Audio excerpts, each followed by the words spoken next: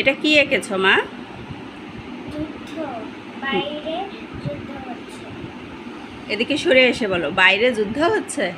হ্যাঁ, তো এগুলা কি আর এটা এরা কারা আর এরা কারা? এরা পুলিশ, ওরা হাতে গুলি নিয়ে দাঁড়িয়ে আছে। গুলি নিয়ে দাঁড়িয়ে আছে। হ্যাঁ, আর এরা? ওরা মারতে আসছে। ও, এদের হাতে কি? লাঠি, লাঠি। আর এখানে কি এই হাতের উপরে? পাথর। ও, পাথর। এরা এরা কারা? এদের নাম জানো না? জানো না? এরা হলো স্টুডেন্ট। তুমি এগুলা কোথা থেকে দেখেছো? হ্যাঁ, না, টিভিতে? হ্যাঁ, এগুলো টিভিতে দেখেছো? আর এরা পতাকা নিয়ে দাঁড়িয়ে আছে। এরা কারা জানো না? এরা স্কুল কলেজ ইউনিভার্সিটিতে পড়ে, স্টুডেন্ট এদেরকে বলে। আর এরা হলো পুলিশ না?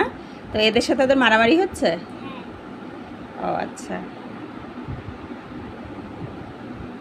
টিভিতে কয়েকদিন ধরে খবর দেখতে দেখতে বাচ্চাদের মনের মধ্যেও কিন্তু এই জিনিসগুলো ঢুকে গিয়েছে যে পুলিশ এখানে কি নিয়েছে আম্মু?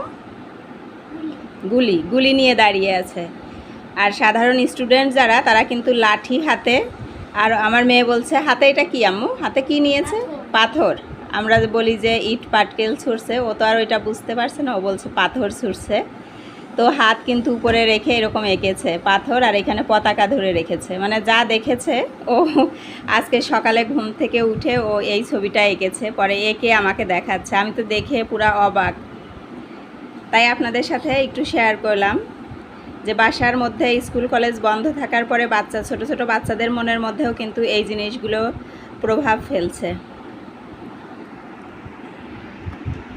ও আবার এখানে লিখেছেও যে বাংলাদেশ পুলিশ, কিন্তু এদের তো আরও নাম জানে না, যার কারণে লিখতে পারেনি। এটা ওরা যে স্টুডেন্ট, ও আর এত ছোট মানুষ তো খবরে তো আর এত করতে পারেনি, কিন্তু পুলিশকে তো চেনে, রাস্তাঘাটে দেখে, যার কারণে পুলিশকে আইডেন্টিফাই করতে পেরেছে, কিন্তু এদেরকে আর ও বুঝতে পারেনি।